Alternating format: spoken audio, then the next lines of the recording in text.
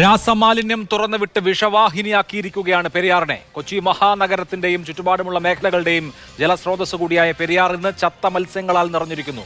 ഏലൂർ മുതൽ മുളവുകാട് വരെയുള്ള ഭാഗത്ത് 5 കോടി രൂപയുടെ മത്സ്യസമ്പത്താണ് ഇല്ലാതായത്. പുഴ ഉപജീവന മാർഗമാക്കിയവരുടെ ജീവിതം വഴിമുട്ടി എന്നത് മാത്രമല്ല, ഗുരുതര പാരിസ്ഥിതിക ആരോഗ്യ പ്രശ്നങ്ങളും കാത്തിരിക്കുന്നു. പക്ഷികൾ പോലും കൊത്താത്ത ഈ ചത്ത മീനുകൾ വിപണിയിലെത്തിയെന്ന സംശയവും ബാക്കിയുണ്ട്. ഇന്ന് സൂപ്പർ പ്രൈം ടൈം ചർച്ച ചെയ്യുന്നു. പെരിയാറിനെ കൊല്ലുന്നതാര്? വിഷമൊഴുക്കിയത് ആരുടെ ക്രിമിനൽ ബുദ്ധി? മലിനീകരണ നിയന്ത്രണ ബോർഡ് നോക്കുകുത്തിയായോ? ജലസേചന വകുപ്പിന് കൈ കഴുകാൻ ആകുമോ?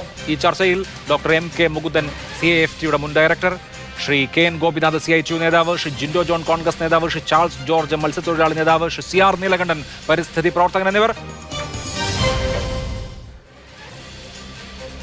ചർച്ചയിലേക്ക് ആദ്യം ശ്രീ KN ഗോപിനാഥ്, ആർക്കാണ് ഈ ദുരന്തത്തിന്റെ ഉത്തരവാദിത്വം? 5 കോടി രൂപയുടെ മത്സ്യസമ്പത്താണ് ഇല്ലാതായിരിക്കുന്നത് പെരിയാർ പുഴയിൽ.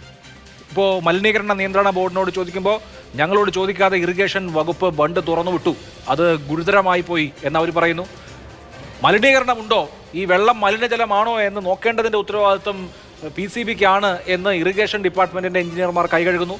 അങ്ങനെ ഇവർ അങ്ങോട്ടും ഇങ്ങോട്ടും പഴിചാരൽ മാത്രം നടത്തുമ്പോൾ നോക്കൂ, എത്ര ആളുകളുടെ ഉപജീവന മാർഗമാണ് ഇല്ലാതായത്. എത്ര ഗുരുതരമായ, നമുക്കിപ്പോൾ പ്രവചിക്കാൻ പോലും പറ്റാത്തത്ര വലിയ പാരിസ്ഥിതിക ആഘാതം ഇതിനോടകം ഉണ്ടായിരിക്കുന്നു. ഇത് ആദ്യത്തെ കാര്യവുമല്ല. ജനങ്ങൾ ആരോടാണ് ഉത്തരം തേടേണ്ടത്? ശ്രീ ഗോപിനാഥ്. അല്ല, അഭിലാഷ് ചോദിച്ച ചോദ്യം പെരിയാറിലെ മത്സ്യഗുരുതയുമായി ബന്ധപ്പെട്ടത് ആർക്കാണ് ഉത്തരവാദിത്വം എന്ന് ചോദിച്ചാൽ അത് കുറേ കൂടി ഒരു സമഗ്രമായ ഒരു ചോദ്യമാണ്. അത് സമൂഹത്തിനാണ്, മനുഷ്യ സൃഷ്ടിയാണ് ഈ ദുരന്തം എന്ന് പറയാം. ആത്യന്തികമായി ഇതെല്ലാം കൈകാര്യം ചെയ്യുന്ന, ഇത്തരം ദുരന്തങ്ങൾ ഉണ്ടായാൽ കൈകാര്യം ചെയ്യേണ്ടുന്ന ഭരണ സംവിധാനം, ആ ഭരണ സംവിധാനത്തിൻ്റെ പാർട്ട് ആൻഡ് പാർസലായി നിൽക്കുന്ന ബന്ധപ്പെട്ട ഡിപ്പാർട്ട്മെൻറ്റുകൾ, ആ ഡിപ്പാർട്ട്മെൻറ്റുകളിൽ ഏറ്റവും പ്രധാനപ്പെട്ടതാണ് മലിനീകരണ നിയന്ത്രണത്തിന് വേണ്ടിയുള്ള ചട്ടങ്ങൾ രൂപീകരിക്കുക, അതനുസരിച്ച് ഉണ്ടാക്കിയിട്ടുള്ള പൊല്യൂഷൻ കൺട്രോൾ ബോർഡ് എന്ന് പറയുന്ന സംവിധാനം. അതുകൊണ്ട് ഇങ്ങനെ വിവിധ തലങ്ങളിലേക്ക് പോയി കഴിഞ്ഞാൽ ഇതിൻ്റെ ഉത്തരവാദിത്വം കുറേ അധികം വരും. പിന്നെ ഇന്ന് PCB നേരിട്ട് അവരുടെ ഓർഡർ ചെയ്യാൻ കണ്ടു. ഇന്ന് ഇറക്കിയ ആ പ്രതിഷേധക്കാരുടെ മുമ്പിൽ അവർ ഇറക്കിയിട്ടുള്ളൊരു പ്രസ് നോട്ട് കണ്ടു. ആ നോട്ടിനകത്ത് ഇത് സംബന്ധിച്ച് സമഗ്രമായിട്ടുള്ള അന്വേഷണം നടക്കും, അത് ഗവൺമെൻറ് തന്നെ ആ കാര്യത്തിൽ മുൻകൈ എടുക്കും, ഗവൺമെൻറ്റിന് ഒരാഴ്ചയ്ക്കുള്ളിൽ ഞങ്ങൾ റിപ്പോർട്ട് കൊടുക്കും എന്നൊക്കെ പറഞ്ഞിട്ടുണ്ട്. അവിടെയൊന്നും ആരെയും പിൻ പോയിൻ്റ് ചെയ്തിട്ടില്ല.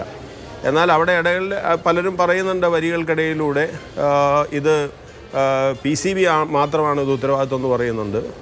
PCB ആണെങ്കിൽ ഉത്തരവാദിത്വം മുഴുവനും ഏറ്റെടുത്ത് ഞങ്ങൾക്കൊന്നും ചെയ്യാൻ സാധിക്കുന്നില്ല എന്ന് പറഞ്ഞ അവരുടെ പരിമിതികളാണ് PCB പബ്ലിക്കിനോട്.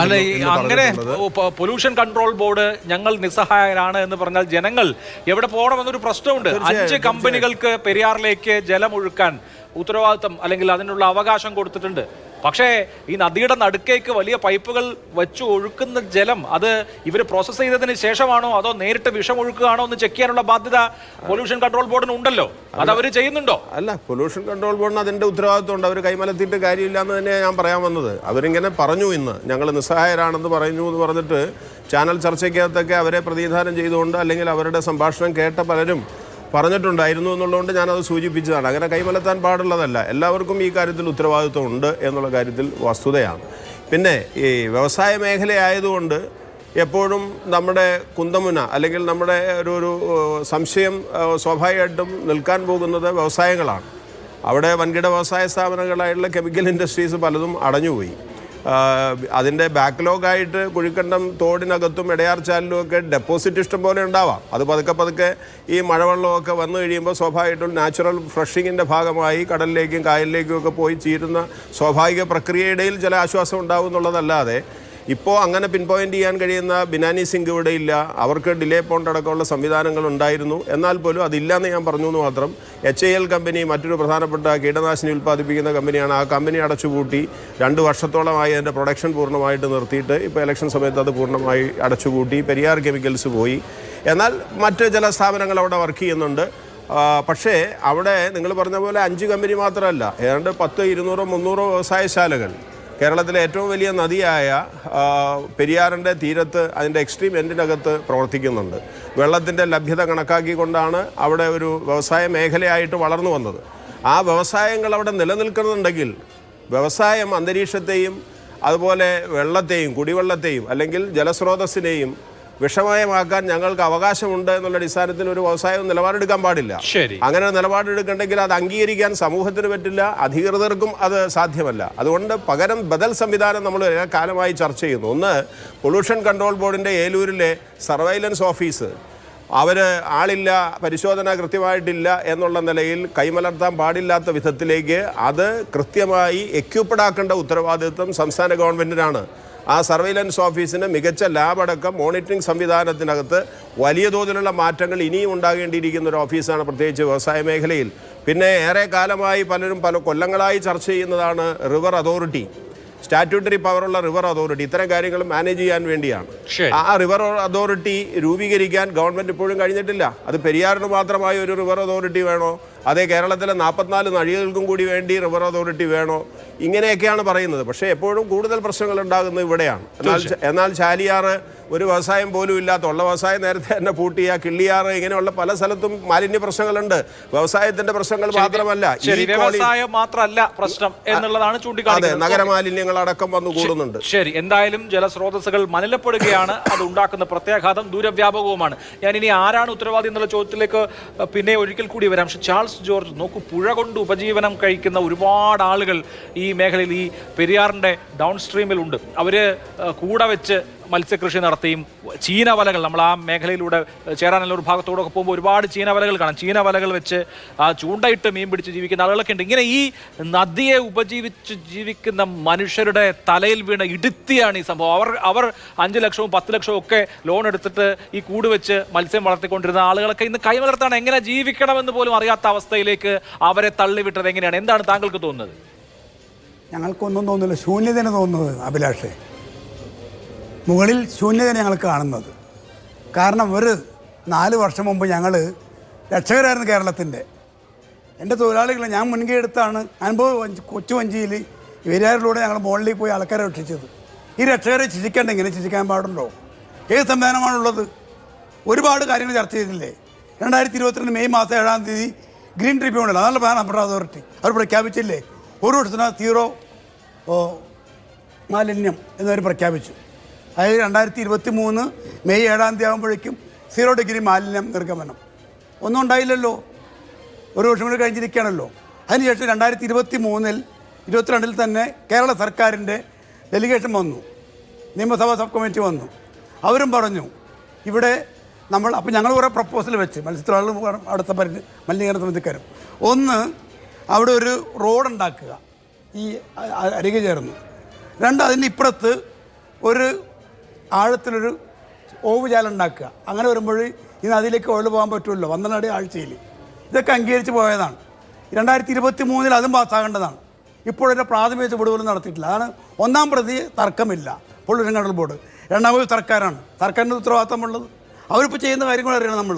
ഈ പെരിയാറിലോ ഇന്ത്യയിലെ കേരളത്തിലെ ഏറ്റവും വലിയ നദിയല്ലേ, അതിൻ്റെ ജലമെടുത്ത് കൊച്ചി നഗരത്തിലെ കുടിവെള്ള വിതരണം സൂയസ് വിവേൻഡി എന്ന് പറയുന്ന മൾട്ടിനാഷണൽ കുത്തേക്ക് കൊടുക്കാൻ തീരുമാനിച്ചിരിക്കുകയാണ്. ഇതിനൊക്കെ എന്ത് ഉത്തരം പറയാനുണ്ട്? പെരിയാർ നമ്മുടെ മുഴുവൻ പൊതു സ്വത്തല്ലേ, അതിനിങ്ങനെ വിട്ടു തുലയ്ക്കാൻ ഗവൺമെൻറ് മുൻകൈ എടുക്കണോ? ഞങ്ങളൊക്കെ സമരത്തിലാണ്, CIT അടക്കം സമരത്തിലാണ്. അപ്പോൾ നമ്മളെ സംബന്ധിച്ചിടത്തോളം പെരിയാർ രക്ഷിക്കാൻ വേണ്ടി ഒരു ബൃഹത് പ്രസ്ഥാനം ആരംഭിക്കേണ്ടതുണ്ട്. കോടതി ഉത്തരവുകളൊക്കെ ഇതിന് പുല്ല് വിലയാണ്. ഇപ്പോൾ 5 ഫാക്ടറികളെ കുറിച്ച് പറഞ്ഞല്ലോ. തോൽ ഫാക്ടറി 2 ഉണ്ട്, 3 റബ്ബർ ഫാക്ടറി ഉണ്ട്, കെമിക്കൽ ഫാക്ടറി 1 ഉണ്ട്. ആരാണ് പ്രതി അവരാൻ കൂടെ തമ്മിൽ തർക്കിച്ചുകൊണ്ടിരിക്കുകയാണ്. ഈ തർക്കത്തിന് ഉത്തരം കിട്ടില്ലല്ലോ. ഇതിപ്പോൾ കുഫോസിൻ്റെ ചുമതലപ്പെടുത്തിയിരിക്കുകയാണ്. അവരൊന്നും ഉത്തരം കൊടുക്കുമെന്ന് എനിക്കറിയില്ല. കുസാറ്റ് ഉണ്ട്, കുഫോസ് ഉണ്ട്, സ്വിഫ്റ്റ് ഉണ്ട്, CMFRI ഉണ്ട്, സ്വിഫ്റ്റ് ഉണ്ട്. കേരളത്തിലെ ഇന്ത്യയിലെ 8 ഗവേഷണ സ്ഥാപനങ്ങൾ കൊച്ചിയിലാണ് കേന്ദ്രീകരിച്ച് പ്രവർത്തിക്കുന്നത്. ഇവരെന്ത് ചെയ്യുകയാണ്? ഇപ്പോൾ ചില ഗവേഷണ സ്ഥാപനങ്ങൾ എന്ത് ചെയ്യണം? അവർ നോക്കുകുത്തികളാണ്. പിന്നെ ഗവൺമെൻറ് ഞങ്ങൾ ഒരുപാട് പ്രപ്പോസൽ വെച്ചിട്ടുണ്ട്. ഈ കാര്യം നടപ്പാക്കാൻ വേണ്ടി ഒരു മോണിറ്ററിംഗ് കമ്മിറ്റികൾ ഉണ്ടാക്കിക്കൂടെ ഗവൺമെൻറ് മുൻകൈ എടുത്ത്? ഞങ്ങളാരും വേണമെന്ന് ഞങ്ങൾ പറയുന്നില്ല. പക്ഷേ ആ മേഖലയിൽ നിൽക്കുന്ന പ്രവർത്തകർ ഉൾപ്പെടുത്തി ഒരു മോണിറ്ററിംഗ് കമ്മിറ്റി ഉണ്ടാക്കണം. കാരണം മത്സ്യങ്ങൾ കഴിഞ്ഞ 6 മാസമായിട്ട് ഒറ്റ വഞ്ചി തള്ളിയിട്ടില്ല. നിങ്ങൾക്കറിയോ? കേരളത്തിൽ മുഴുവൻ പട്ടിണിയാണ്. പഴയ കാലത്ത് ചെമ്മൻ കുഞ്ഞിൻ്റെയും പരിക്കുട്ടിൻ്റെയും കാലത്ത് വഞ്ചി തള്ളിയില്ലെങ്കിൽ വീട്ടിൽ കിടന്ന് തുടങ്ങിയാൽ മതി. ഇപ്പം അങ്ങനെയല്ല. വീണ്ടും മുന്നിൽ പലിശക്കാരൻ വരുന്നതാണ്, രാവിലെ കാണുന്നത് പലിശക്കാരനാണ്. അതാണ് കേരളത്തിലെ മത്സ്യമേഖലയുടെ അവസ്ഥ. ഒരു മത്സ്യ വളർച്ച പാക്കേജ് പോലും നമുക്ക് കിട്ടിയിട്ടില്ല. എല്ലാ സംസ്ഥാനത്തും, കേരളത്തിന് വെളിയിൽ തമിഴ്നാട്, ആന്ധ്ര, കർണാടകയിലൊക്കെ മത്സ്യ വളർച്ച പാക്കേജൊക്കെ കൊടുക്കുന്നുണ്ട്. ഒറ്റ പൈസ അനുഭവം ഞങ്ങൾക്കില്ല. ഞങ്ങൾ രക്ഷകരെന്ന് പറഞ്ഞുകൊണ്ട് എന്തെല്ലാം അർത്ഥമുണ്ടോ? ഇങ്ങനെ ശിക്ഷിക്കണോ? ഇതിലിപ്പോൾ ഞാൻ പറയട്ടെ, 100-ലധികം മത്സ്യക്കൂട് കൃഷിക്കാരൻ അവർ 10 ലക്ഷമൊക്കെ മുടക്കാൻ കൂട് അതെല്ലാം ചത്ത് പൊങ്ങിയില്ലേ? ഒരു 100-ലധികം ചീനവല, ഞാൻ അവരെ സംഘടിപ്പിക്കുന്ന ഒരാളാണ്, ചീനവലകളുണ്ട്, അവരൊക്കെ തകർന്ന് കിടക്കുകയാണ്. പിന്നെ 200ഓളം മത്സ്യക്കെട്ടുകളുണ്ട്. ഇതിനൊക്കെ എവിടെ പരിഹാരം കണ്ടുന്നു? ഈ കോടികൾ നിൽക്കുന്നതല്ലേ ഇത്? ഇനി എന്ന് റീഇൻസ്റ്റേറ്റ് ചെയ്യും? അതുവരെ എങ്ങനെ ജീവിക്കും? ശരി, ആ ഒരു വലിയ വിഭാഗം ജനങ്ങളുടെ ഉപജീവന മാർഗം ഇല്ലാതായിരിക്കുന്നു എന്ന അതിഗുരുതരമായ പ്രതിസന്ധി ഈ പ്രശ്നം കൊണ്ട് നേരിടുന്നുണ്ട്. സി ആർ നീലകണ്ഠൻ, പെരിയാറിലെ മലിനീകരണം, പെരിയാറിലേക്ക് വ്യവസായ മാലിന്യങ്ങൾ തള്ളുന്നത് പുതിയ കാര്യമല്ല, പെരിയാറിൽ മീനുകൾ ചത്തുപോകുന്നതും പുതിയ കാര്യമല്ല. ഇതൊക്കെ ഒരു റിച്വൽ പോലെ, ഒരു ആചാരം പോലെ എത്രയോ കാലമായി നടന്നുകൊണ്ടിരിക്കുകയാണ്. ഇപ്പോൾ അതിൻ്റെ വലിയ ഒരു എപ്പിസോഡ് ഉണ്ടായിരിക്കുന്നു. ഒരുപാട് ആളുകൾ അതുകൊണ്ട് വലിയ തോതിൽ ബുദ്ധിമുട്ട് നേരിടുന്നു. ഇന്നിപ്പോൾ ഈ മത്സ്യ കർഷകർ പറയുന്ന ഒരു കാര്യം, ചത്ത് പൊങ്ങിക്കിടക്കുന്ന ഈ മീനിനെ വലിച്ച് കരയിലിട്ടിട്ട് ഒരു പക്ഷി പോലും ഒന്ന് കൊത്തുന്നില്ല എന്നാണ്. കാരണം അത്രയും വിഷം വമിക്കുകയാണ്. അങ്ങനെ വിഷം വമിക്കുന്ന മീനുകളുടെ ഒരു വലിയ കൂട്ടമോ അല്ലെങ്കിൽ എന്താ പറയുക, അങ്ങനെ അത്തരത്തിലുള്ള മാലിന്യവും കൂടി ഈ നദിയിലേക്ക്, അതിൻ്റെ നദിയോരത്തെ വന്ന് ചേർന്നിരിക്കുകയാണ്. അപ്പോൾ പക്ഷി തൊടാൻ മടിക്കുന്ന വിധത്തിൽ വിഷം എങ്ങനെ ഈ നദിയിലേക്ക് എത്തി എന്നുള്ളത് ഗൗരവതരമായ ഒരു ചോദ്യമല്ലേ? അല്ല അഭിലാഷ, ഈ ചോദ്യം കഴിഞ്ഞ 25-30 കൊല്ലമായി ചോദിച്ചുകൊണ്ടിരിക്കുന്ന ആളുകളാണ് ഞങ്ങളൊക്കെ. 2000-ന്റെ തുടക്കത്തിൽ തന്നെ സുപ്രീം കോടതി നേരിട്ട് ഇടപെട്ട ഒരു വിഷയമാണിത്. സുപ്രീം കോടതി സ്പെഷ്യൽ കമ്മീഷനെ വെച്ചു, സ്പെഷ്യൽ കമ്മിറ്റി വന്നു, ഇവിടെ ലോക്കൽ ഏരിയ മോണിറ്ററിംഗ് കമ്മിറ്റി വന്നു. ഇവിടുത്തെ കമ്പനികൾ മിക്കവാറും എല്ലാം തന്നെ പൂട്ടേണ്ട, അതായത് നിയമലംഘനത്തിൻ്റെ അവസ്ഥയിലാണ് എന്ന് അന്ന് മുതൽ ഇന്ന് വരെ എല്ലാവർക്കും അറിയാം. ആരാണ് ഈ കമ്പനികളെ രക്ഷിക്കുന്നത്? തൊഴിലാളികളുടെ തൊഴിലൊക്കെ ഞാൻ സമ്മതിച്ചു, പക്ഷെ അതിനേക്കാളൊക്കെ ഉപരി ഈ രാജ്യത്തെ ജനങ്ങളുടെ വെള്ളം. ഇപ്പം മത്സ്യത്തൊഴിലാളികളുടെ ദുരന്തത്തെക്കുറിച്ച് പറഞ്ഞു. ഞാൻ ആലോചിക്കുന്ന വേറൊരു കാര്യമാണ് അഭിലാഷേ, ഈ പാതാളം ബണ്ടിൻ്റെ പടിഞ്ഞാട്ടേക്ക് ഒരല്പം വെള്ളം തുറന്നു വിട്ടപ്പോഴല്ലേ അവിടെ മത്സ്യങ്ങൾ ചത്തുപൊന്തിയത്. പാതാളം ബണ്ടിൻ്റെ കിഴക്കേ ഭാഗത്താണ് ഞങ്ങളുടെ പെരിയാർ, അല്ലെങ്കിൽ നമ്മുടെ പെരിയാറിൻ്റെ വലിയൊരു ഭാഗം. അവിടെയുള്ള വെള്ളമാണ് 45 ലക്ഷം മനുഷ്യർ കുടിക്കാൻ എടുക്കുന്നത്. നമ്മൾ ആലോചിച്ചിട്ടുണ്ടോ? ഈ മത്സ്യം ഇങ്ങനെ ചാവുമെങ്കിൽ ആ വെള്ളം, അതിലേക്ക് വിഷം ഒഴിപ്പിച്ച വെള്ളമാണ് കുടിക്കുന്നത്. ഇതിലെ വിഷം നിയന്ത്രിക്കാൻ ഇപ്പം നേരത്തെ പറഞ്ഞില്ലേ കുഴലുകൾ വരുന്നു എന്ന്, 100 കണക്കിന് കുഴലുകൾ വരുന്നുണ്ട് എന്ന് കണ്ടെത്തിയിട്ടുണ്ട്. അത് പല കമ്പനിയുടെ പൊല്യൂഷൻ കൺട്രോൾ ബോർഡിൻ്റെ കാര്യമൊന്നും ഞാൻ പറയുന്നില്ല. പൊല്യൂഷൻ കൺട്രോൾ ബോർഡിൽ ഏതെങ്കിലും ഒരു ഉദ്യോഗസ്ഥൻ ഇവിടുത്തെ പ്രധാന കമ്പനികൾക്കെതിരെ ഒരു വാക്ക് പറഞ്ഞാൽ അയാൾക്ക് കിട്ടാത്ത ശിക്ഷയില്ല. ഞാൻ ഒറ്റ ഉദാഹരണം പറയാം. 2016 സെപ്റ്റംബറിൽ, ഞാനിത് പറയുന്നത് ശ്രീ കെ എൻ ഗോപിനാഥിന് പറയാം, CMR എന്ന് പറയുന്ന കമ്പനി പുറത്തുവിടുന്ന മാലിന്യം ശേഖരിച്ചു നാട്ടുകാരടക്കുമെന്ന്. അത് ത്രിദീപ് കുമാർ എന്ന് പറയുന്ന PCBയുടെ ഒരു എഞ്ചിനീയർ അത് ശേഖരിച്ച് സാമ്പിൾ തിരുവനന്തപുരത്ത് ടെസ്റ്റിന് അയച്ചു. അതിൻ്റെ റിസൾട്ട് ഇന്ന് വരെ വന്നിട്ടില്ല. പക്ഷേ 1.5 മാസം കഴിയുമ്പോൾ ആ ഉദ്യോഗസ്ഥനെതിരെ പോലീസ് കേസ് വന്നു. ആ ഉദ്യോഗസ്ഥ, കാരണം നിങ്ങൾ എന്തിനാണ് ഈ ആളുകളുടെ കൂടെ പോയി ശേഖരിച്ചത്? ആ ഉദ്യോഗസ്ഥന് കിട്ടാത്ത പീഡനമില്ല. പിന്നെ ഏതെങ്കിലും PCB ഉദ്യോഗസ്ഥർ ഏതെങ്കിലും കമ്പനിക്കെതിരെ വരുമോ? നമ്മൾ മാസപ്പടിയുടെയൊക്കെ പറ്റി ഒരുപാട് ചർച്ച ചെയ്തല്ലോ. ചെറിയ മാസപ്പടികൾ ഇങ്ങനെയൊക്കെയാണ്, ഇത് വലിയ മാസപ്പടിയാവും. മാത്രവുമല്ല, ഈ വെള്ളമാണ് കൊച്ചിക്കാർ കുടിക്കുന്നത് എന്ന് നമ്മൾ എപ്പോഴെങ്കിലും ആലോചിച്ചാൽ അപ്പം പെരിയാർ ശുദ്ധമാകും. ഇതിപ്പോൾ വലിയ തോതിൽ ദുരന്തമുണ്ടാകുമ്പോൾ, ഇതിനു മുമ്പ് മത്സ്യം ചത്തു വന്നിട്ടില്ലേ? പെരിയാർ ഈസ്റ്റ്മാൻ കളറിൽ പലപ്പോഴും ഒഴുകിയിട്ടില്ലേ? പല കളറിൽ ഒഴുകിയിട്ടില്ലേ? ആരാ പെരിയാറിനെ സംരക്ഷിക്കുക? സുപ്രീം കോടതി അടയ്ക്കാൻ പറഞ്ഞിട്ട് പല പ്രാവശ്യം ഇവിടുത്തെ സംസ്ഥാന സർക്കാരുകൾ സുപ്രീം കോടതിയിൽ പോയി അവധയും പുറതിയും പറഞ്ഞത്. എങ്ങനെയെങ്കിലും ഇത് കുറച്ചും കൂടി ഞങ്ങൾ ശരിയാക്കാം. എപ്പോൾ ശരിയാക്കി? സീറോ ഡിസ്ചാർജ് എന്നൊക്കെ വന്നിട്ട് കാലം എത്രയായി? ഇന്ത്യ രാജ്യത്ത് സീറോ ഡിസ്ചാർജ് എന്നുള്ള നിയമം വന്നിട്ട് എത്ര കാലമായി? ഇതിലേതെങ്കിലും ഒരു കമ്പനിക്ക് ശരിക്കുള്ള എഫ്ലുവൻറ്റ് ട്രീറ്റ്മെൻറ്റ് പ്ലാന്റ് ഉണ്ടോ? ഈ കമ്പനികൾ പുറത്തുവിടുന്ന മാലിന്യം, യഥാർത്ഥത്തിൽ പൊല്യൂഷൻ നിയമം അനുസരിച്ച് നിങ്ങൾ വെള്ളം പുറത്തുവിടുകയാണെങ്കിൽ ആ വെള്ളത്തിൽ മത്സ്യം വളർത്തണം എന്നാണ്. മത്സ്യം വളരുന്ന വെള്ളമേ പുറത്തു വിടാവൂ. അതൊരു ടെസ്റ്റാണ്. നിങ്ങളുടെ ETP ട്രീറ്റ്മെൻറ്റ് പ്ലാന്റിന് പുറത്ത് മത്സ്യം വളർത്തുന്ന ഒരു ടാങ്ക് ഉണ്ടാവണം. ഇവിടെ എന്താ സംഭവം? ഈ വെള്ളം കണ്ടാൽ മത്സ്യം ചത്തുപോകും. നേരത്തെ പറഞ്ഞില്ലേ, ഇതിൻ്റെ ബാക്കി ദുരന്തം വരാനിരിക്കുന്നുള്ളൂ. ഈ മത്സ്യം മാർക്കറ്റിൽ വിൽക്കുന്നു എന്ന് പറയുന്നു. എനിക്കറിയില്ല, നമ്മുടെ ആളുകൾ അത് എന്തും വാങ്ങും, എന്തും കഴിക്കും. മത്സ്യത്തൊഴിലാളി ദുരന്തത്തിലാണ്. നേരത്തെ ചാൾസ് പറഞ്ഞു, എങ്ങനെയെങ്കിലും എന്തെങ്കിലും ജീവിക്കാനൊരു വഴി വേണ്ടേ? അങ്ങനെ ഒരു വഴി കണ്ടെത്തുമ്പോഴാണ്. ഇപ്പോൾ നമ്മുടെ പെരിയാറിലെ ഇൻലാൻഡ് വാട്ടർ ഉണ്ടായിരുന്നു. മത്സ്യത്തൊഴിലാളികൾ ആരെങ്കിലും ഉണ്ടോ? ഇപ്പോൾ പാതാളം ബണ്ടിന് കിഴക്കോട്ടൊരു മത്സ്യമുണ്ടോ? ഏതെങ്കിലും മത്സ്യമുണ്ടോ? മത്സ്യം നിൽക്കൂലല്ലോ. അവിടെയാണ് യഥാർത്ഥത്തിൽ നമ്മുടെ ഇപ്പോൾ ഇറിഗേഷൻ ഡിപ്പാർട്ട്മെന്റിനെ കുറിച്ച് പറഞ്ഞു. ഇറിഗേഷൻ ഡിപ്പാർട്ട്മെന്റൊക്കെ 2ാം പ്രതിയാണ്. 1ാം പ്രതി, മഹത്തായ പ്രതി പൊല്യൂഷൻ കൺട്രോൾ ബോർഡും പൊല്യൂഷൻ കൺട്രോൾ ബോർഡിനെ പ്രവർത്തിക്കാൻ അനുവദിക്കാത്ത ഇവിടുത്തെ മാഫിയകളും. ഞാൻ അങ്ങനെ തന്നെ വാക്ക് പറയും. ആർക്കും വിഷമം വിചാരിക്കരുത്. ഈ മാഫിയകളാണ് ഇവിടെ മറ്റെന്താ പറയുക, പണം കൊടുക്കുന്നതും ഇത്തരത്തിൽ മാസപ്പടി കൊടുക്കുന്നതും. അങ്ങനെ മാസപ്പടി കൊടുത്ത് നിലനിർത്തുന്ന കമ്പനികളാണ് പലതും ഇന്ന് പെരിയാറിന്റെ തീരത്തുള്ളത്. ശരി, ഡോക്ടർ MK മുകുന്ദൻ, ദൂരവ്യാപകമായ പ്രത്യാഘാതങ്ങളാണ് എല്ലാവരും പറയുന്നത്. ഒന്ന്, ഈ മത്സ്യം ഇതിനോടകം തന്നെ വിപണിയിലെത്തി എന്ന ഒരു ആരോപണമുണ്ട്, ചത്ത മത്സ്യം. ഞാൻ ഇന്ന് അന്വേഷണം പറഞ്ഞത് മീനുകൾ ഇങ്ങനെ പിടച്ചു തുടങ്ങിയ സമയത്ത് തന്നെ ഒരുപാട് ലക്ഷങ്ങൾ മുടക്കിയതാണല്ലോ. അവയെ പറ്റുന്നത്ര അവയെ ഫ്രീസറിലേക്ക് മാറ്റാൻ ആളുകൾ ശ്രമിച്ചിട്ടുണ്ടെന്ന് പറയുന്നു. അപ്പോൾ അങ്ങനെയാണെങ്കിൽ ഇതുപോലെയുള്ള മത്സ്യം, രാസമാലിന്യം ഉള്ള മത്സ്യം കഴിക്കുക എന്ന അപകടം വരാം. പിന്നെ ഏറ്റവും പ്രധാനപ്പെട്ട കാര്യം, ഇവിടെ CR സൂചിപ്പിച്ചതുപോലെ ഈ പെരിയാറിൽ നിന്നുള്ള പമ്പിംഗ് സ്റ്റേഷനുകളിൽ നിന്നുള്ള വെള്ളമാണ് വാട്ടർ അതോറിറ്റി എറണാകുളം നഗരത്തിൽ മുഴുവൻ വിതരണം ചെയ്യുന്നത്. എറണാകുളത്തും പരിസര പ്രദേശങ്ങളിലുമൊക്കെ ആ നിലയിലുള്ള ഒരു ഇത് കാര്യത്തിൽ നീലകണ്ഠൻ പറഞ്ഞത് പൂർണ്ണമായി വസ്തുതയല്ല. എനിക്ക് ചില കാര്യങ്ങൾ ഓക്കെ, അത് ഞാൻ അങ്ങയുടെ അവസരത്തിൽ തരാം. ഇങ്ങനെ ജനങ്ങളെ സംബന്ധിച്ച്, പൊതുജനാരോഗ്യത്തെ സംബന്ധിച്ച് വലിയ വലിയ കൺസേൺസ് ഉണ്ടാവുന്നില്ലേ?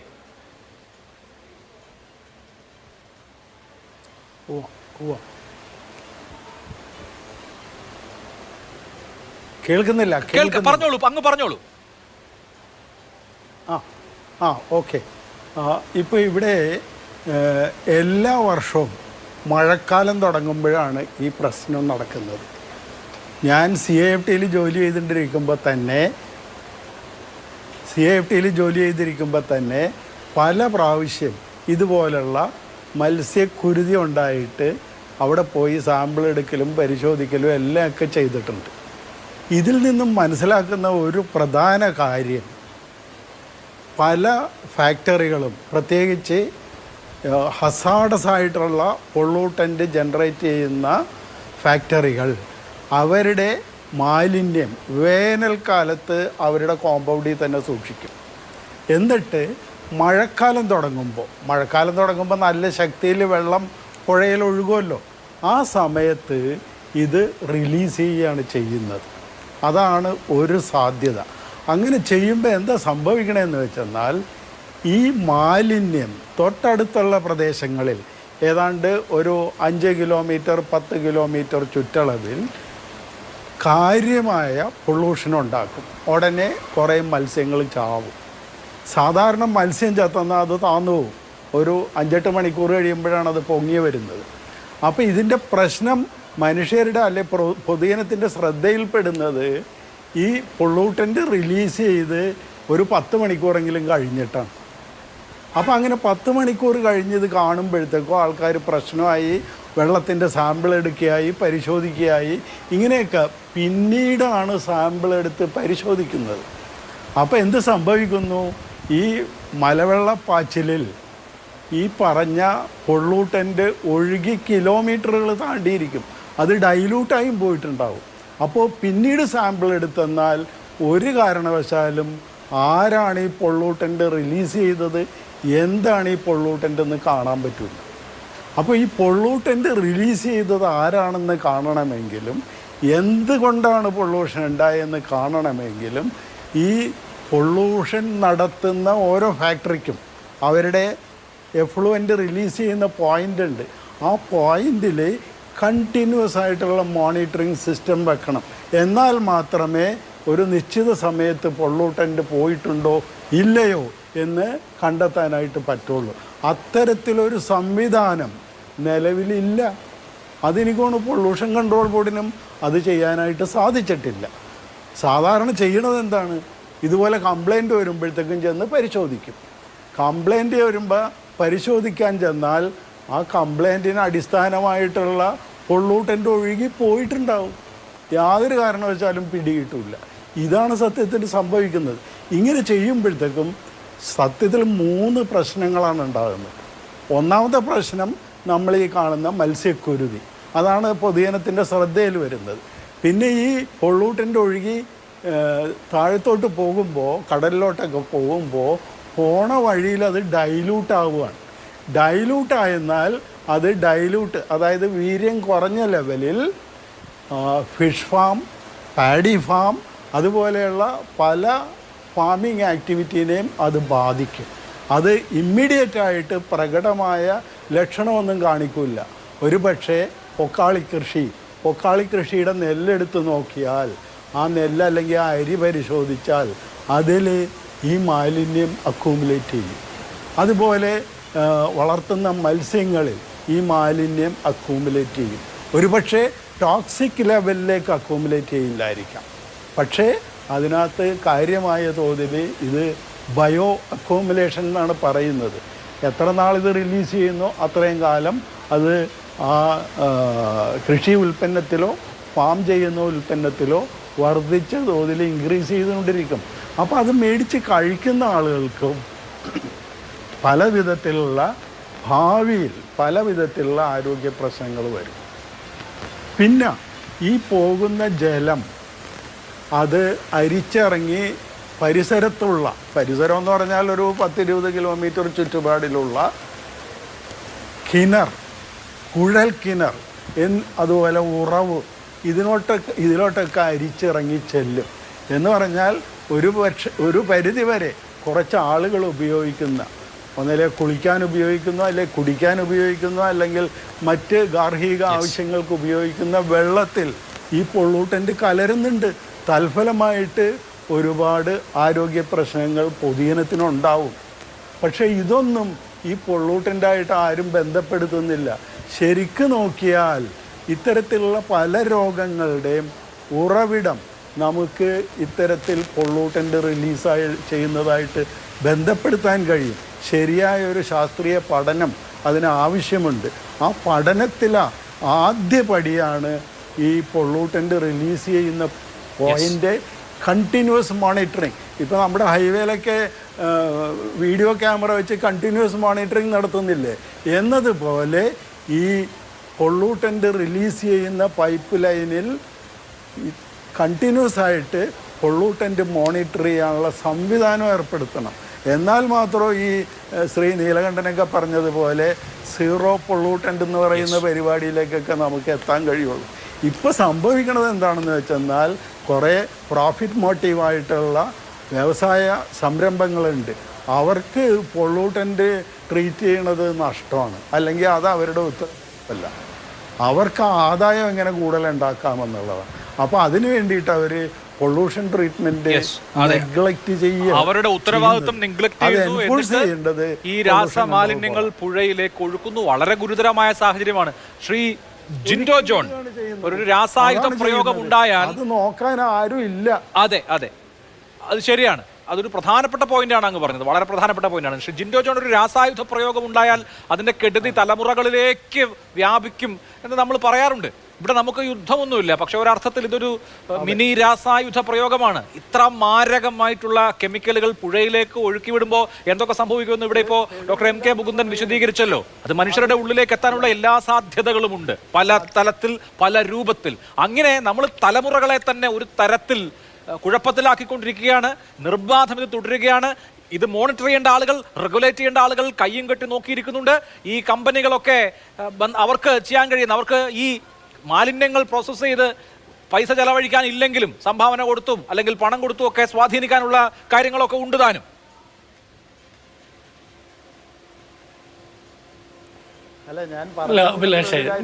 നമുക്ക് നമ്മുടെ സർക്കാരുകളുടെ ഭാഗത്തുനിന്ന് ഉണ്ടാകുന്ന പറഞ്ഞോളൂ ഷിജിൻഡോ, പറഞ്ഞോളൂ. 3 സാറിലേക്ക് ഞാൻ വരാം. നമ്മുടെ സർക്കാരുകളുടെ ഭാഗത്തുനിന്നുണ്ടാകുന്ന ചില അനാസ്ഥ നമ്മൾ പ്രത്യേകം എടുത്തു പറയണമല്ലോ. കേരളമാണ് ഇന്ത്യയിൽ ആദ്യമായിട്ട് വാട്ടർ ബഡ്ജറ്റ് അഡോപ്റ്റ് ചെയ്യുന്ന ഒരു സംസ്ഥാനം. നമ്മുടെ ലോക്കൽ സെൽഫ് ഗവൺമെൻറ്റുകളെ കൊണ്ട്, പഞ്ചായത്തുകളെ കൊണ്ട്, മുനിസിപ്പാലിറ്റികളെ കൊണ്ടൊക്കെ വാട്ടർ ബഡ്ജറ്റ് നടത്തുകയും അതിൻ്റെ ട്രെയിനിങ് കൊടുക്കുകയൊക്കെ ചെയ്തു. അപ്പോൾ വലിയ രീതിയിലായിട്ട് കൊട്ടിഘോഷിച്ച് പ്രഖ്യാപിച്ചൊരു പദ്ധതിയാണ്. അതിൻ്റെ റിസൾട്ട് എന്താണെന്ന് ഇന്ന് കേരളത്തിലെ പൊതുസമൂഹത്തോട് പറയാനുള്ള ബാധ്യത സംസ്ഥാനം ഭരിക്കുന്ന പിണറായി സർക്കാരിനുണ്ട്. ഒന്നാമത്തത്, ഇവർ കുറേ പദ്ധതികൾ പറഞ്ഞു. ഇപ്പോൾ ഒരു പദ്ധതിയുടെ അനുഭവം ഞാൻ ഇന്ന് എൻ്റെ അനുഭവം പറയാം. അത് ഓപ്പറേഷൻ ബ്രേക്ക് ത്രൂ, ഡച്ച് മാതൃക, റൂം ഫോർ റിവർ എന്നൊക്കെ പറഞ്ഞ് കുറേ പദ്ധതി പറഞ്ഞല്ലോ. അതിലൊരു പദ്ധതിയുടെ ഇന്നത്തെ അനുഭവസ്ഥനാണ് ഞാൻ. ഈ മാതൃഭൂമി ചർച്ചയ്ക്ക് വേണ്ടി വരുമ്പോൾ എൻ്റെ കാറിൻ്റെ ഡോറൊപ്പം വെള്ളക്കെട്ടിലൂടെയാണ് വരുന്നത്. വരുന്ന വഴിക്ക് ഈ കൊച്ചി നഗരത്തിൽ കലൂരുള്ള ഏതാനും വീടുകളിലോ ഞാൻ കണ്ട വീടുകളിലൊക്കെ വെള്ളം കയറിയിരിക്കുക. അവർക്കൊക്കെ വലിയ രീതിയിൽ ഡച്ച് മാതൃകയും റൂം ഫോർ റിവർ എന്താണെന്നും പഠിപ്പിച്ചു കൊടുത്ത സർക്കാരാണ് കേരളം ഇന്ന് ഭരിക്കുന്നത്. ഇവിടെ മത്സ്യക്കുരുതിയല്ല, മനുഷ്യക്കുരുതി നടന്നാലും ഒരു മനസ്സലിവും ഇവരുടെ ഭാഗത്തുനിന്ന് ഉണ്ടാകില്ല. കാരണം ലക്ഷക്കണക്കിന് രൂപയുടെ, കോടിക്കണക്കിന് രൂപയുടെ കൂട് മത്സ്യകൃഷി നഷ്ടപ്പെട്ടത് മാത്രമല്ല, ഉൾനാടൻ മത്സ്യപിടുത്തവുമായി ബന്ധപ്പെട്ട് ജീവിതം മാർഗം കണ്ടെത്തുന്ന ആളുകളുടെ വരുമാന മാർഗം ഇല്ലാതാക്കുന്നു. ഒരു രീതിയിലും കേരളത്തിലെ മനുഷ്യർക്ക് ജീവിക്കാനുള്ള സാഹചര്യം ഒരുക്കുന്നില്ല എന്ന് മാത്രമല്ല, ഇനി ഇതിന് ദൂരവ്യാപകമായിട്ടുള്ള ആരോഗ്യ രോഗങ്ങൾക്കുള്ള സാധ്യത വരുന്നു. ഇവിടെ നമ്മൾ ജലത്തിലുണ്ടാകുന്ന ജലമലിനീകരണത്തെക്കുറിച്ച് മാത്രമാണ് സംസാരിക്കുന്നത്.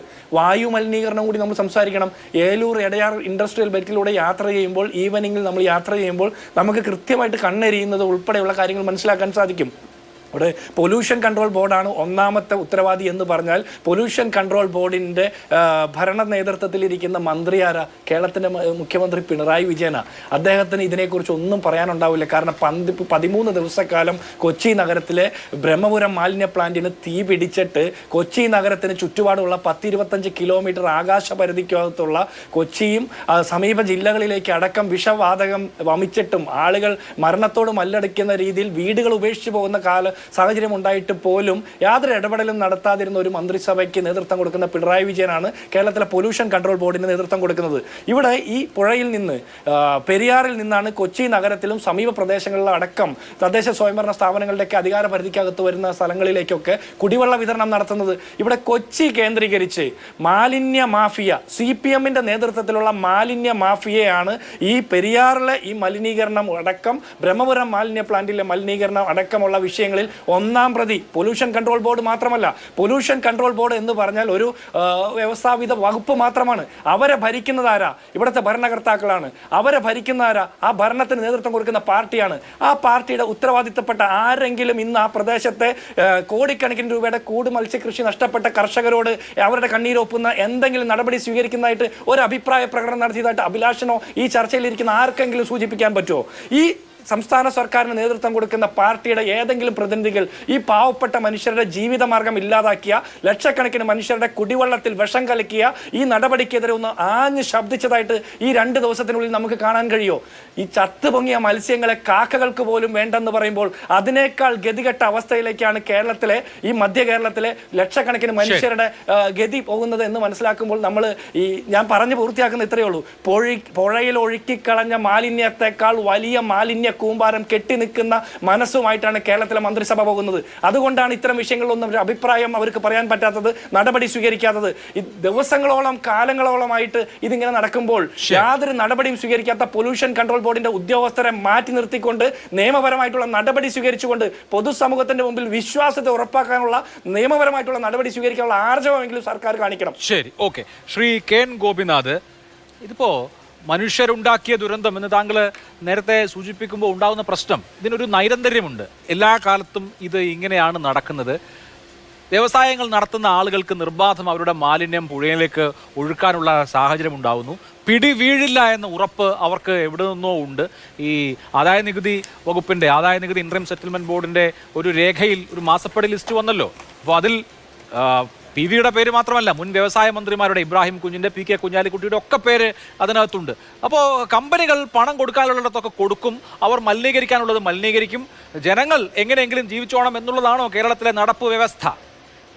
അഭിലാഷേ, നമ്മുടെ ഈ ചർച്ച കുറച്ചും കൂടി സീരിയസ് ആയിട്ട് ഇന്നത്തെ ഈ മത്സ്യക്കുരുതി ഇന്നലെ ഉണ്ടായതുമായി ബന്ധപ്പെട്ട് പ്രശ്നങ്ങൾ അന്വേഷിക്കാനും മത്സ്യസമ്പത്തിൻ്റെ നഷ്ടം പരിഹരിക്കാനും മത്സ്യത്തൊഴിലാളികളുടെ വരുമാനമാർഗം ഇല്ലാതായതിന് പരിഹാരം കണ്ടെത്താനും ഭാവിയിൽ ഇതുപോലുള്ളൊരു മത്സ്യക്കുരുതി ഉണ്ടാകാതിരിക്കാൻ പലപ്പോഴും നമ്മൾ പറയാറുണ്ടെങ്കിലും ഈ സീരിയസ്നെസ്, ഈ ചർച്ചയൊക്കെ കഴിഞ്ഞ് 2 ദിവസം കഴിയുമ്പോൾ അങ്ങ് അടങ്ങിപ്പോവും.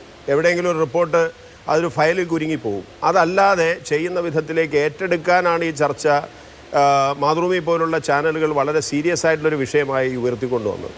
ഇത് പെരിയാറിൻ്റെയും ഏലൂരിൻ്റെയും വ്യവസായ പ്രശ്നം മാത്രമല്ല, കേരളത്തിലെ എല്ലാ സ്ഥലത്തും നദികളും അന്തരീക്ഷവും മലിനീകരണപ്പെട്ടതുമായി ബന്ധപ്പെട്ടുകൊണ്ടുള്ള പ്രശ്നങ്ങളുണ്ട്.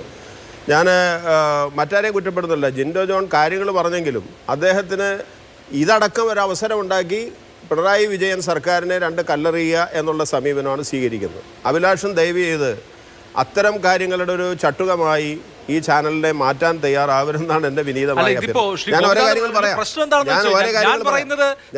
നിങ്ങളുടെ കാലത്ത് മാത്രമുള്ള കാര്യം എന്നുള്ള നിലയിലല്ല, ഞാൻ ഓരോ കാര്യങ്ങൾ പറയാം. ജനങ്ങളെ സംബന്ധിച്ച് ഇവിടെ ആന്റണി സിആർ നീലകണ്ഠൻ പറഞ്ഞല്ലോ 30 കൊല്ലക്കാലമായി ഇത് ശ്രമിക്കുന്നു. 30 കൊല്ലക്കാലം പിണറായി വിജയൻ മാത്രമല്ല ഇവിടെ അധികാരത്തിലിരുന്നത്. ഞാൻ രാഷ്ട്രീയമായി അതിൽ കൂടുതൽ പറയുന്നില്ല. നമുക്ക് ഈ വിഷയത്തിലേക്ക് കടക്കാം. ഒന്ന്, നമ്മൾ ജനങ്ങളെ ഈ പ്രശ്നവുമായി ബന്ധപ്പെട്ട് പ്രത്യേകിച്ച് പെരിയാറിൻ്റെ തീരത്ത് താമസിക്കുന്ന ഏലൂർ നിവാസികളെ മാത്രമല്ല, കളമശ്ശേരി ചേരാനല്ലൂർ അടക്കമുള്ളവരെയും പറവൂർ ഭാഗത്തുള്ളവരെയും മാത്രമല്ല, നാട്ടിലെ ജനങ്ങളെ ഈ വിഷയം വെച്ചുകൊണ്ട് ഭയചകിതരാക്കി ബയാസ്ഡ് ആയിട്ടുള്ള സ്റ്റേറ്റ്മെൻറ്റുകൾ ദയവ് ചെയ്ത് കൊടുക്കാതിരിക്കാൻ പ്രത്യേകമായിട്ട് സൂക്ഷിക്കണം. ബയാസ്ഡ് ആക്കേണ്ട കാര്യമില്ല. ബയാസ്ഡ് അല്ല, ഇതിനൊക്കെ പരിഹാരം ഉണ്ടാക്കാൻ വേണ്ടത്. എനിക്ക് നല്ല ശുഭാപ്തി വിശ്വാസമുണ്ട്. 30 കൊല്ലക്കാലത്തിനിടയിൽ വ്യാവസായിക മാലിന്യങ്ങൾ നിയന്ത്രിക്കുന്നതിനാവശ്യമായി ഒരു സംവിധാനവും ഏലൂർ വന്നിട്ടില്ല എന്ന് പറയോ? നീലകണ്ഠൻ പറയോ? എനിക്കറിയാം, നീലകണ്ഠൻ അറിയാം, മറ്റിരിക്കുന്നവർക്കറിയാം, ഡോക്ടർ മുകുന്ദൻ സാറിനറിയാം, ഇവിടെ എൻ്റെ കൂടെ ഇരിക്കുന്ന ചാൾസ് ജോർജിനറിയാം. എല്ലാവരും ഞങ്ങൾ ഞാൻ പറയട്ടെ, 85-ലാണ് ഈ വ്യവസായങ്ങളെല്ലാം വരുന്നതിന് മുമ്പ് 85-ലാണ് യഥാർത്ഥത്തിൽ ആദ്യമായിട്ട് 80, 81, 85 ഫൈനലായിട്ട് ഒരു ഹസാഡസ് വേസ്റ്റ് മാനേജ്മെൻറ്റ് റൂള് ഇന്ത്യയിൽ തന്നെ ഉണ്ടാകുന്നു. അതിനുശേഷമാണ് നമ്മൾ ETP സിസ്റ്റമൊക്കെ കമ്പനികൾക്ക് അഡോപ്റ്റ് ചെയ്യാൻ തീരുമാനിച്ചത്. നേരത്തെ ചാൾസ് ചൂണ്ടിക്കാണിച്ച പോലെ പല കമ്പനികളും ലാഭം മാത്രം ലക്ഷ്യമാക്കുമ്പോൾ ഈവൻ പബ്ലിക് സെക്ടർ ആണെങ്കിലും പ്രൈവറ്റ് സെക്ടർ ആണെങ്കിലും ചെറുകിട സ്ഥാപനങ്ങളാണെങ്കിൽ അതുപോലും ഉണ്ടാവില്ല. അവർക്ക് സീറോ ഡിസ്ചാർജിനുള്ള സംവിധാനം ഉണ്ടാവില്ല, അതിനുള്ള പണം മുടക്കാൻ ശേഷിയില്ല. വലിയ പ്ലാന്റുകൾ, ഡിലേ പ്ലോണ്ടുകളൊക്കെ ഇപ്പോൾ അടച്ചുപൂട്ടിപ്പോയ ബിനാനിക്ക് പോലും നല്ല ബെസ്റ്റായിട്ടുള്ള ഡിലേ പോണ്ടുകളുണ്ട്. നിങ്ങൾ ഒരു തോടിൻ്റെ കാര്യം പറഞ്ഞാൽ ഡിലേ പോണ്ടാണ്. CMRL എന്ന് പറഞ്ഞ ഫാക്ടറിക്ക് ഡിലേ പോണ്ടുണ്ട്, TCCക്ക് ഉണ്ട് ഡിലേ പോണ്ട്, FACTക്ക് ഉണ്ട്, വൻകിട സ്ഥാപനങ്ങൾക്കെല്ലാം ഉണ്ട്. പക്ഷേ ചെറുകിട സ്ഥാപനങ്ങൾക്ക് ഗ്രീൻ ട്രൈബ്യൂണൽ, നിങ്ങൾ നേരത്തെ പറഞ്ഞ ലോക്കൽ ഏരിയ മോണിറ്ററിംഗ് കമ്മിറ്റി പറഞ്ഞു, സുപ്രീം കോടതി ഇടപെട്ടു. അങ്ങനെ ഇടപെട്ടതിൻ്റെ അടിസ്ഥാനത്തിലാണ് ഗ്രീൻ ട്രൈബ്യൂണൽ അടക്കം ഇടപെട്ടുകൊണ്ട് കോമൺ എഫ്ലുവൻറ്റ് ട്രീറ്റ്മെൻറ്റ് പ്ലാന്റ് വേണമെന്ന് തീരുമാനിച്ചു. ആ പ്ലാന്റെല്ലാം വന്നു. ഇവിടെ ഈ മത്സ്യക്കുരുതി ഉണ്ടായത് ഏതെങ്കിലും ഒരു വ്യവസായത്തെ പിൻ പോയിന്റ് ചെയ്തോ? കുറെ വ്യവസായങ്ങൾ അതൊക്കെ അന്വേഷണത്തിന്റെ ഭാഗമായിട്ട് വരട്ടെ. ഒരു സംശയം. ശരി, വൻകിട കമ്പനികൾക്ക് ഡിലേ പോണ്ടുണ്ട്, ചെറുകിട കമ്പനികളെ എല്ലാം ചേർത്ത് ഗ്രീൻ ട്രിബ്യൂണലിന്റെ ഉത്തരവ് പ്രകാരമുള്ള ഒരുമിച്ചുള്ള സംവിധാനമുണ്ട്. അപ്പോൾ വ്യവസായ മാലിന്യങ്ങളൊക്കെ പ്രോസസ്സ് ചെയ്തതിന് ശേഷം മാത്രമാണ് വെള്ളം പുറത്തേക്ക് പോകുന്നത്. എങ്കിൽ പെരിയാർ എങ്ങനെയാണ് മലിനീകരിക്കപ്പെട്ടത്? പക്ഷിക്ക് കൊത്താൻ പറ്റാത്ത വിധത്തിലുള്ള മീൻ അവിടെ എങ്ങനെയാണ് ചത്തുപൊങ്ങുന്നത്? കാരണം വേണ്ടേ? PCB ഇന്നത്തെ അവരുടെ സ്റ്റേറ്റ്മെന്റിനകത്ത്, ഇനി അന്വേഷണം നടത്തി വരണ്ട, പ്രാഥമിക സ്റ്റേറ്റ്മെന്റ് അകത്ത് ഏതെങ്കിലും ചെറുകിട സ്ഥാപനമോ വൻകിട സ്ഥാപനമോ പെരിയാറിലേക്ക് മലിനജലം ഒഴുക്കിയത് കൊണ്ടാണ് ഈ മത്സ്യക്കുരുതി എന്ന് പറഞ്ഞിട്ടുണ്ടോ? അവിടെ കുടിവെള്ളത്തെ അഫക്റ്റ് ചെയ്യാതിരിക്കാൻ, ഉപ്പുവെള്ളം കയറുമ്പോൾ കുടിവെള്ളത്തിൽ ഉപ്പുവെള്ളം കയറാതിരിക്കാനും മലിനജലത്തിൻ്റെ സ്രോതസ്സിനകത്ത് പ്രത്യേകമായിട്ട് വരാൻ സാധ്യതയുള്ള വ്യവസായങ്ങളുടെ ഔട്ട്ലെറ്റുള്ള സ്ഥലത്തുനിന്നും ഒരു പമ്പിംഗ് സ്റ്റേഷനും ഏലൂരിലില്ല. നഗരത്തിലേക്ക് അടക്കം കൊണ്ടുപോകുന്നത് കിഴക്കൻ പ്രദേശത്താണ്. ആ നദി കിഴക്കോട്ടാണ് ഒഴുകുന്നത്. നീലകണ്ഠൻ പറഞ്ഞ പോലെ പടിഞ്ഞാട്ട് ഒഴുകില്ല. അതെല്ലാം വെറുതെ ആളുകളെ തെറ്റിദ്ധരിപ്പിക്കാൻ വേണ്ടിയാണ്. ആ നദി ഒരിക്കലും പടിഞ്ഞാട്ട് ഒഴുകില്ല. അവിടെ കിഴക്കൻ ഭാഗത്ത് മാത്രമാണ് യഥാർത്ഥത്തിൽ മഞ്ഞുമലടക്കം ആ പ്രദേശത്താണ് ഈ പമ്പിംഗ് സ്റ്റേഷൻ ഉള്ളത്. ഏലൂരിൻ്റെ ഇന്ത്യൻ അലൂമിനിയം കമ്പനിയുള്ള അടുത്ത് പമ്പിംഗ് സ്റ്റേഷൻ ഉണ്ട്. ബാക്കിയുള്ളതെല്ലാം TCCയുടെ HILൻ്റെ ഒക്കെ വേറെ സ്ഥലത്താണ് കിടക്കുന്നത്. അതെന്താണെന്ന് വെച്ചാൽ ഈ മലിനം ഡെപ്പോസിറ്റ് ചെയ്യുന്ന സ്ഥലത്ത് വരാൻ പാടില്ല എന്നുള്ളതുകൊണ്ടാണ്. ഇവിടെ ഈ ബണ്ടുമായി ബന്ധപ്പെട്ട് ഇനിയും ശാസ്ത്രീയമായ പഠനം ഡോക്ടർ മുകുന്ദൻ സാറൊക്കെ എന്നെ കേൾക്കുന്നുണ്ട്. ഇനിയും പഠിക്കേണ്ടതാണ്. സ്വിഫ്റ്റ് പോലുള്ള സംഘടനകളോ കുസോഫോ അതുപോലെ ഗുസാറ്റോ ആര് വേണമെങ്കിലും പഠിക്കട്ടെ. അത് പഠിക്കുന്നതിന് ആവശ്യമായ സംവിധാനം വേണ്ടത് ഓക്സിജൻ്റെ കെട്ടിക്കിടക്കുന്ന വെള്ളത്തിൽ ഒരു കുളമാണെങ്കിലും പ്രത്യേകിച്ച് മാലിന്യങ്ങളെല്ലാം വന്ന് അടിഞ്ഞുകൂടുന്ന സ്ഥലത്ത് കെട്ടിക്കിടക്കുകയാണ്, ബണ്ട് വെച്ച് തടഞ്ഞിരിക്കുകയാണ്, വെള്ളം ഒഴുകിപ്പോയില്ല എങ്കിൽ അവിടെ ഡിസോൾവ്ഡ് ഓക്സിജൻ്റെ അളവ് കുറയും, ഈ കോളിഫോം ബാക്ടീരിയ ശക്തമായിട്ട് വരും, അവിടെ മത്സ്യസമ്പത്തടക്കം ചത്തുപൊങ്ങും, മനുഷ്യന് തന്നെ ഹാനികാരമാകും. അതാണ് ഇറിഗേഷൻ ഡിപ്പാർട്ട്മെൻറ്റ് ഒരു മോണിറ്ററിങ്ങോ ഒരു കോർഡിനേഷനോ ഇല്ലാതെ, അങ്ങനെയാണ് പൊല്യൂഷൻ കൺട്രോൾ ബോർഡ് പറഞ്ഞത്. അതുകൊണ്ടാണ് ഞാനത് പറഞ്ഞത്. അവർ കോർഡിനേറ്റ് ചെയ്തില്ല എന്ന് പറയുന്നു. അവർ ഇത് കംപ്ലീറ്റ് എല്ലാം കൂടി ഒറ്റയടിക്ക് വിഷം കൂടെ ഈ കിടക്കുന്നത് കറുത്ത പുക മാതൃഭൂമി കാണിച്ചല്ലോ, കറുത്ത ജലം കാണിച്ചല്ലോ. അതങ്ങ് ഒഴുകി പോയതിന്റെ ഭാഗമായിട്ട് വളരെ പെട്ടെന്ന് വന്നിട്ടുണ്ടായിട്ടില്ല ഒരു ഒരു കൂടിച്ചേരലാണ്. അതിന് വഴിയുണ്ടായിട്ടുള്ള രാസീകരണമാണ് യഥാർത്ഥത്തിൽ ഇത്തരത്തിലുള്ള കൂട്ടക്കുരുതിക്ക് ഇടവന്നത് എന്ന് ചൂണ്ടിക്കാണിക്കപ്പെടുന്നുണ്ട്. ഡിസോൾഡ് ഓക്സിജന്റെ അളവ് കുറയുന്നു എന്ന് വിചാരിച്ചിട്ട് ഞാൻ നീലകണ്ഠൻ പറഞ്ഞതിനോടോ മൂന്ന് സാർ പറഞ്ഞതിനോ ചാൾസോ മറ്റാരെങ്കിലും ജിൻഡോ അടക്കം പറഞ്ഞതിനോട് ഞാൻ നിഷേധിക്കുന്നില്ല. ഇപ്പോഴും പാരിസ്ഥിതിക പ്രശ്നങ്ങൾ കാര്യക്ഷമമല്ല. അത് പരിഹരിക്കുന്നതിന് ആവശ്യമായിട്ടുള്ള നടപടികളും സംവിധാനങ്ങളും കൂടുതൽ എക്യുപ്ഡ് ആവണം. ശരി, ഓക്കെ, യാതൊരു സംശയവുമില്ല. ശരി, ഓക്കെ. ശ്രീ CR നീലകണ്ഠൻ, അങ്ങനെ ഏലൂർ എടയാർ മേഖലയിലെ വ്യവസായ സ്ഥാപനങ്ങളെല്ലാം ഈ മാലിന്യ സംസ്കരണത്തിന്റെ കാര്യത്തിൽ മാതൃകാപരമായ നിലപാടെടുക്കുകയും അവരൊന്നും മാലിന്യം പെരിയാറിലേക്ക് ഒഴുക്കാതിരിക്കുകയും ചെയ്യുന്നുണ്ട് എങ്കിൽ പിന്നെ എങ്ങനെയാണ് ഈ മീനുകൾ ഇതുപോലെ ചത്തുപൊങ്ങുന്ന അവസ്ഥ ഉണ്ടാവുന്നത്? നമുക്കറിയാം എത്ര ഭീകരമായ അവസ്ഥയാണ്. 5 കോടി രൂപയുടെ മത്സ്യസമ്പത്ത് ഒരു 8 മണിക്കൂറിനുള്ളിൽ ഇല്ലാതായി, എല്ലാം ചത്തുപൊങ്ങി കിടക്കുകയാണെന്നുള്ള സാഹചര്യം ഭീകരമാണ്. ആ മീനിലുള്ള വിഷത്തിന്റെ കോൺസെൻട്രേഷൻ കൊണ്ട് തന്നെയാണല്ലോ മറ്റൊന്നും അതിന്റെ അടുത്തേക്ക് പോലും പോവാത്തത്. അപ്പോൾ ഇതെങ്ങനെ സംഭവിച്ചു എന്നുള്ളത് ഇപ്പം നമ്മൾ എങ്ങനെ അന്വേഷിക്കേണ്ടി വരും? അല്ല, അതിൽ അഭിലാഷ എനിക്ക് തമാശ തോന്നുന്നത് ഈ ഡിലേ പോണ്ട് ഉണ്ട് എന്നാണ്. ഡിലേ പോണ്ട് എന്ന് പറഞ്ഞാൽ ശുദ്ധീകരിച്ച വെള്ളം ശേഖരിച്ച് അവിടുന്ന് ശുദ്ധീകരിച്ച വെള്ളമാണെങ്കിൽ ഇവരെന്തിനാണ് തിരിച്ച് പുഴയിലേക്ക് വിടുന്നത്? പുഴയിലേക്ക് വിടുന്നതിൻ്റെ താഴെ നിന്ന് ഇവരാരെങ്കിലും വെള്ളം എടുക്കുന്നുണ്ടോ കമ്പനിയുടെ ആവശ്യത്തിന്? ഇല്ലല്ലോ. പുഴയിലേക്ക് വിടുന്നതിൻ്റെ മുകളിൽ നിന്ന് വെള്ളമെടുത്ത് മലിനീകരിച്ച് കുഴലുകൾ, ഇപ്പോൾ ഒരു കുഴലും പെരിയാറിലേക്ക് ഇല്ല എന്ന് എനിക്ക് തോന്നുന്നില്ലടോ ശ്രീ KN ഗോപിനാഥ് സഖാവ് പറയില്ല. ഇഷ്ടം പോലെ കുഴലുകളുണ്ട്. നമുക്ക് വേണമെങ്കിൽ നാളെ മാധ്യമ സംഘത്തിന്റെ മുൻപിൽ പോയി നമുക്ക് ചെയ്യാം. ഓരോ കമ്പനിയുടെയും കുഴലുകൾ അവിടെയുണ്ട്. ആ കുഴലുകളിലൂടെ വരുന്ന വെള്ളം നല്ലതാണോ, അത് കെമിക്കൽ ഉണ്ടോ എന്നറിയാൻ ഒരു സംവിധാനവും ഇന്നില്ല. അതുമാത്രമല്ല, ഡിലേ പോണ്ട് എന്നൊക്കെ പറയുന്നത് നമ്മൾ പൊല്യൂഷൻ കൺട്രോൾ ബോർഡോ ഇങ്ങനെ എന്തെങ്കിലും പ്രശ്നം വന്നാൽ പരിശോധിക്കാൻ ചെല്ലുമ്പോൾ കാണിക്കാനുള്ള ഒരു സംവിധാനമാണ്, അല്ലാതെ വെള്ളം ശുദ്ധീകരിക്കാനുള്ള സംവിധാനമല്ല. ഞാൻ പല കമ്പനികളെ കുറിച്ച്, ഞാനിപ്പോൾ ഒരു കമ്പനിയുടെ പേരൊന്നും പറയുന്നില്ല, സംവിധാനമല്ല. അവർക്ക് തന്നെ നന്നായിട്ട് അറിയാം. അതുകൊണ്ടാണ് നേരത്തെ അഭിലാഷ് ചോദിച്ചത്, എന്തുകൊണ്ടാണ് 135 കോടി രൂപ ആദായ നികുതി റിട്ടേണിൽ ഞങ്ങൾ കമ്പനിക്ക് കൊടുത്തു എന്ന് പറയുന്ന, ചില ആളുകൾക്ക് കൊടുത്തു എന്ന് പറയുന്നത് എന്തുകൊണ്ടാണ് എന്ന വളരെ ലളിതമായ ചോദ്യമുണ്ട്. അത് ഇതൊക്കെ തന്നെയാണ് കാരണം. അത് മണലെടുക്കാനായാലും പെരിയാർ മലിനീകരിക്കാനായാലും. ഇനി രണ്ടാമത്തെ വിഷയം, ഇതിന് പടിഞ്ഞാറ് വശത്ത് എങ്ങനെയാണ് രാസമാലിന്യം വന്നത്? രാസമാലിന്യം വന്നില്ല, ഡിസോൾഡ് ഓക്സിജന്റെ കുറവാണെന്ന് പറഞ്ഞാൽ ശാസ്ത്രീയമായി വിശ്വസിക്കാൻ ബുദ്ധിമുട്ടുണ്ട്. ഒന്ന്, വലിയ തോതിൽ വെള്ളം ഒന്നിച്ചൊഴുകി പോകുമ്പോൾ ഡിസോൾഡ് ഓക്സിജന്റെ പ്രശ്നം അല്ല ഉണ്ടാവുക. രാസമാലിന്യങ്ങളില്ല എങ്കിൽ ഈ മത്സ്യങ്ങൾ എന്തുകൊണ്ടാണ് അതിൽ വിഷമുണ്ട് എന്ന് പറയുന്നത്? എന്തുകൊണ്ടാണ് കാക്ക പോലും ആ മത്സ്യം തിന്നാത്തത്? അതിൽ വിഷത്തിന്റെ അംശമുണ്ട്. ഡിസോൾഡ് ഓക്സിജന്റെ കുറവ് കൊണ്ട് വിഷത്തിന്റെ അംശം ഉണ്ടാവില്ല. യഥാർത്ഥത്തിൽ കെമിക്കലുണ്ട്. നമ്മളവിടെ മുമ്പ് കണ്ടിട്ടുള്ളതാണ് 110 പെർസിസ്റ്റന്റ് ഓർഗാനിക് പൊല്യൂട്ടൻസ് എന്ന് പറയുന്ന അതിഭീകരമായ മാലിന്യങ്ങൾ അവിടെയുണ്ട്. ഇപ്പോൾ കുഴിക്കണ്ടം തോട് പോലെയുള്ള സ്ഥലങ്ങളിൽ ആദ്യത്തെ മഴ പെയ്താൽ അതൊലിച്ച് പെരിയാറിലേക്ക് വരും. അത് പെരിയാറിൽ കിടക്കും, അത് എവിടെയെങ്കിലും കൂടും, അവസാനം വന്ന് പാതാളം ബണ്ടിലടിയും.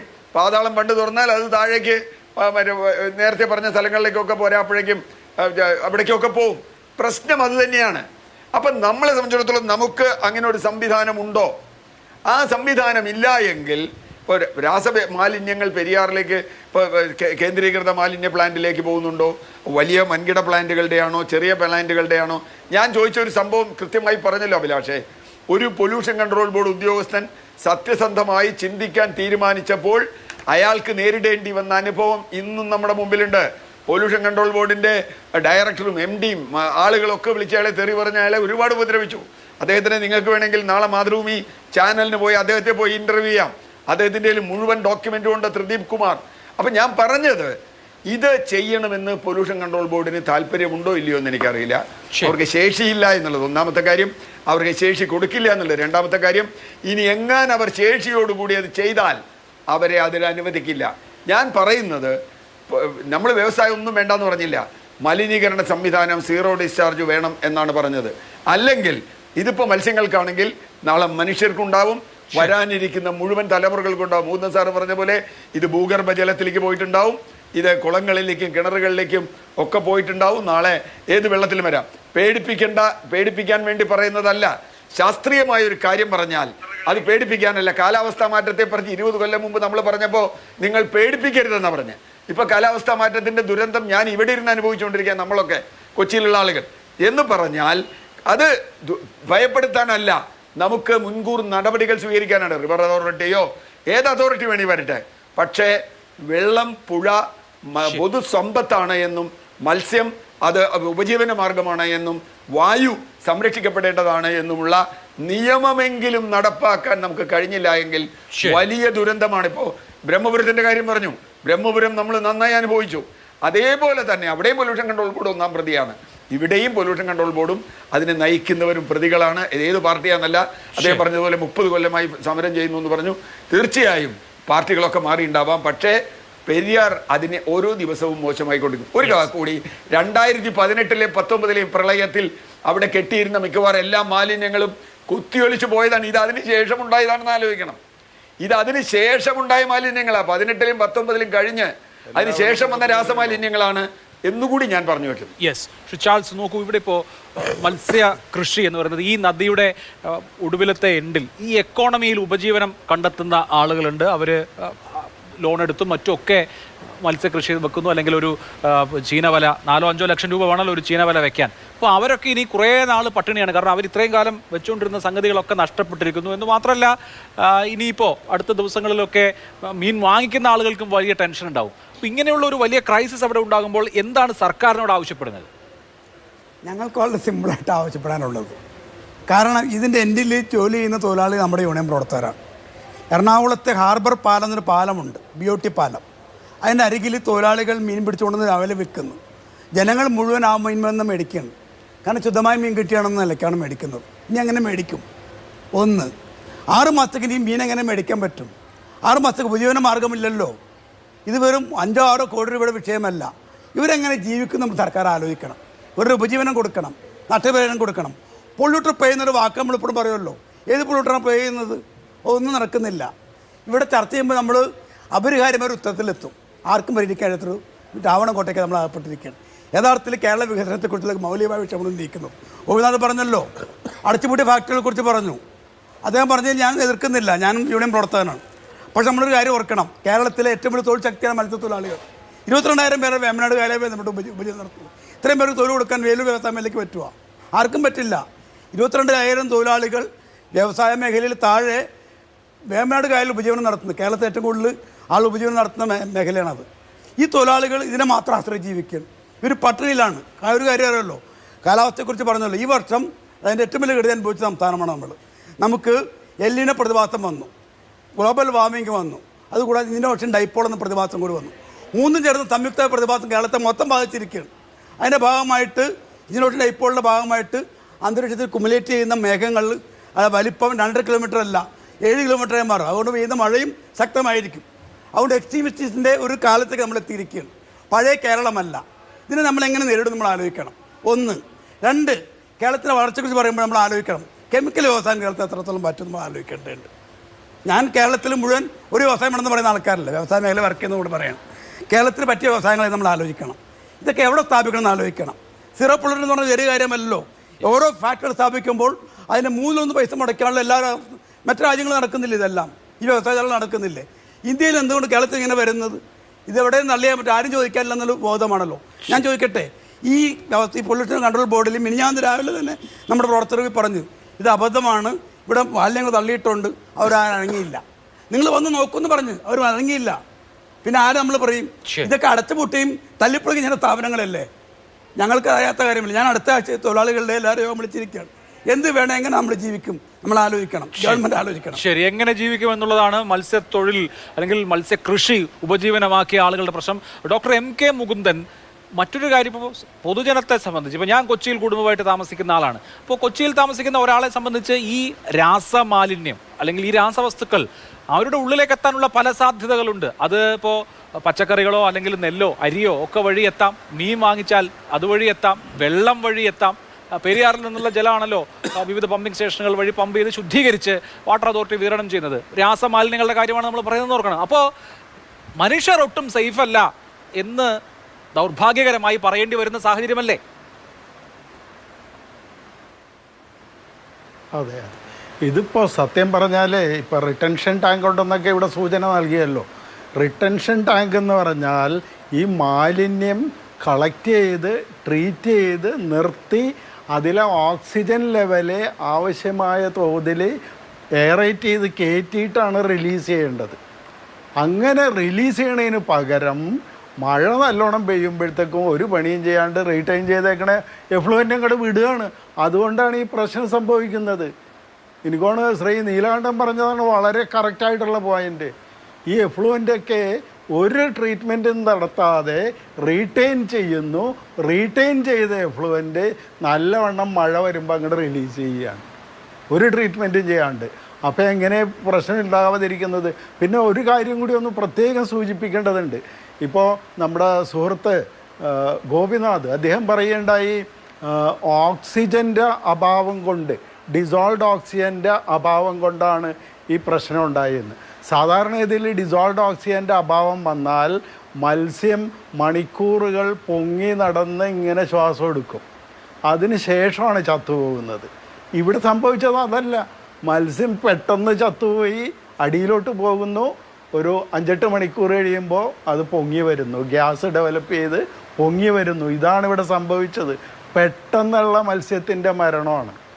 അല്ലാണ്ട് ഇങ്ങനെ പൊങ്ങി നടന്ന് കുറേ നേരം വായു എയർ ബ്രീത്ത് ചെയ്തിട്ടുള്ള മരിക്കലല്ല സംഭവിച്ചേക്കുന്നത്. ഓക്സിജൻ ഡിപ്ലീഷൻ ആണെങ്കിൽ, ഡിസോൾവ്ഡ് ഓക്സിജൻ്റെ കുറവാണെങ്കിൽ അങ്ങനെ മത്സ്യം മരിക്കുള്ളൂ. ഇവിടെ സംഭവിച്ചേക്കണം അങ്ങനത്തെ മരണമല്ല. അതിൻ്റെ അർത്ഥം ഇതിലെ പ്രധാന കാരണം കെമിക്കൽ പൊള്ളൂട്ടൻ്റെ തന്നെയാണ്. അത് ഈ പറഞ്ഞ തരത്തിൽ ആസിഡ് ആകാം, ആൽക്കലി ആകാം, റബ്ബർ കെമിക്കലാകാം, പെസ്റ്റിസൈഡ് ആകാം, ഇങ്ങനെ പലതരത്തിലുള്ള സാധനങ്ങളാവാം. ഇത് മുമ്പ് ശ്രീ ചാൾസ് പറഞ്ഞതുപോലെ ആളുകളുടെ ഉപജീവന മാർഗം മാത്രമല്ല അപകടത്തിലാക്കുന്നത്, ചെറിയ തോതിൽ ഇത് വിന്യസിക്കപ്പെടുകയാണ്. എന്ന് പറഞ്ഞാൽ പലതരം കെമിക്കൽസ്. ഇപ്പോൾ ലെതർ പ്രോസസ്സിങ് യൂണിറ്റ് ഉണ്ടെന്നാണ് പറയുന്നത്. ലെതർ പ്രോസസ്സിങ് യൂണിറ്റ് ഉണ്ടെങ്കിൽ ഉറപ്പായിട്ടും ക്രോമിയം എന്ന് പറയുന്ന മെറ്റൽ റിലീസ് ചെയ്യുന്നുണ്ടാവും. ഈ പറഞ്ഞ ക്രോമിയം മെറ്റൽ റിലീസ് ചെയ്ത് അത് ചെറിയ തോതിൽ വിന്യസിക്കപ്പെട്ടെന്നാൽ അത് മത്സ്യത്തിലും കൃഷി ചെയ്യുന്ന അരിയെ അന്നല്ല എന്തായാലും അതിലൊക്കെ കടന്നുകൂടും. അത് നമ്മൾ മേടിച്ച് കഴിച്ചെന്നാൽ ഈ നാട്ടിലെ ജനങ്ങൾക്ക്, അത് ഈ പറഞ്ഞ എടയാർ മേഖലയിലെ മാത്രമല്ല കേരളത്തിലെ മുഴുവൻ ആളുകളെയും ബാധിക്കാനുള്ള സാധ്യതയാണ് ഇതുവഴി ഉണ്ടാവുന്നത്, ഈ പൊള്യൂഷൻ നിയന്ത്രിച്ചില്ലെങ്കിൽ. അപ്പോൾ അതുകൊണ്ട് ഇതിനെ നിയന്ത്രിക്കേണ്ടത് മത്സ്യത്തൊഴിലാളികളുടെ മാത്രം ആവശ്യമല്ല, പൊതുജനത്തിലെ, കേരളത്തിലെ സാമാന്യ ജനത്തിൻ്റെ ആരോഗ്യ പ്രശ്നം കൂടിയാണ്. അതുകൂടി മനസ്സിലാക്കിയിട്ട് വേണം ഈ ഫാക്ടറി ഉടമസ്ഥരും അതുപോലെ ഈ പൊള്യൂഷൻ കൺട്രോൾ ബോർഡും അവരുടെ ജോലി കൃത്യമായിട്ട് നിർവഹിക്കാൻ. അത് വേണ്ടി വന്നാൽ ഒരു സെപ്പറേറ്റ് മോണിറ്ററിംഗ് കമ്മിറ്റിയെ കൂടി വെച്ചെന്നാൽ നല്ലതായിരിക്കും. കാരണം ഈ കഴിഞ്ഞ 10-25 കൊല്ലം ഈ പറഞ്ഞ തരത്തിൽ പല അഡ്വൈസും നമ്മൾ കൊടുത്തു നോക്കി. പക്ഷേ ഇതൊന്നും നേരെ ആവുന്നില്ല. കാലം ചെല്ലും തോറും ഇത് പ്രശ്നം കൂടിയാണ് വരുന്നത്. ഒരു തരത്തിലും ഈ ട്രീറ്റ്മെൻറ്റ് സിസ്റ്റത്തിൽ ഈ കാര്യമായ കാതലായ ഒരു മാറ്റം ഉണ്ടായിട്ടില്ല. എന്തെങ്കിലുമൊക്കെ ചെയ്യണമെന്ന് പറഞ്ഞാൽ ചെയ്യാനായിട്ട് എന്തെങ്കിലും സാധനം അവിടെ സെറ്റ് ചെയ്ത് വെക്കും, അത് പ്രവർത്തിപ്പിക്കുന്നുണ്ടോ എന്ന് ഒരാളും നോക്കുന്നില്ല. മത്സ്യക്കുരുണ്ടായി കഴിഞ്ഞിട്ട് അവിടെ ചെന്ന് വെള്ളം എടുത്ത് പരിശോധിച്ചെന്നാൽ ഒരു കാര്യവും കിട്ടൂല. ഞാൻ ഉറപ്പായിട്ടും പറയാം. തീർച്ചയായും വളരെ വളരെ ഗുരുതരമായ സാഹചര്യമാണ് അത്. അതാണ് ഞാൻ നേരത്തെ പറഞ്ഞത്, തലമുറകളെ തന്നെ ബാധിക്കാം. ചർച്ചയിലേക്ക് അവസാനത്തെ 3 മിനിറ്റാണ്, അതുകൊണ്ട് മറുപടികൾ ചുരുക്കുക. ശ്രീ ജിൻഡോ ജോൺ, ഇതിപ്പോ കഴിഞ്ഞ വർഷത്തെയോ ഈ വർഷത്തെയോ കഴിഞ്ഞ 7 വർഷത്തെയോ പ്രശ്നമല്ല, പതിറ്റാണ്ടുകളായി പെരിയാർ ഈ തരുണത്തിൽ മലിനപ്പെടുന്നുണ്ട്, അതിൻ്റെ പ്രത്യാഘാതങ്ങൾ ഉണ്ടാവുന്നുമുണ്ട്. ഇതൊരു നിരന്തര വയലേഷൻ എന്നുള്ള നിലയിൽ നടന്നവരാണ്. അപ്പോൾ ആ കാര്യത്തിൽ ഈ നെക്സസ് ഉണ്ടാവുന്നത് കൊണ്ട്, ഉദ്യോഗസ്ഥരും രാഷ്ട്രീയക്കാരും കമ്പനികളും ഒക്കെ ചേരുന്ന ഒരു നെക്സസ് ഉണ്ടാവുന്നത് കൊണ്ട് ഇങ്ങനെയൊക്കെ നടക്കുമെന്നൊരു തോന്നൽ ജനങ്ങൾക്കും ശക്തമാണ്. അപ്പോൾ അതൊക്കെ മാറാൻ എന്ത് വേണം എന്നുള്ളതാണ് നമ്മുടെ മുമ്പിൽ ഇനിയെങ്കിലും ഉയരേണ്ട ഒരു ചോദ്യം.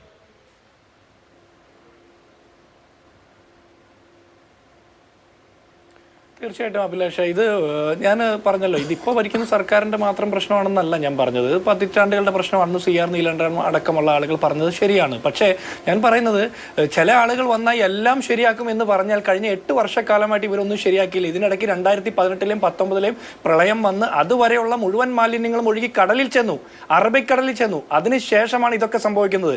ഇവിടെ ഗോപിനാഥ് പറഞ്ഞ ഒരു കാര്യമുണ്ട്, മത്സ്യക്കുരുതി ഇനി ഉണ്ടാകാതിരിക്കാൻ നടപടി സ്വീകരിക്കണം, മത്സ്യ കർഷകരുടെ വരുമാനം ഉറപ്പുവരുത്താൻ സംരക്ഷണം ഒരുക്കണം, അവർക്ക് ഇതുകൊണ്ടുണ്ടായ നഷ്ടം നികത്താനുള്ള വഴികൾ നടത്തണം, മാലിന്യം ഇനി ഒഴുക്കാതിരിക്കാനുള്ള നടപടി സ്വീകരിക്കണമെന്ന്. മാഷെ, ഇത് ആരാ ചെയ്യേണ്ടത്? ഇത് ചെയ്യേണ്ടത് ആരാണെന്നുള്ള ഉത്തരമാണ് താങ്കൾ പറയേണ്ടത്.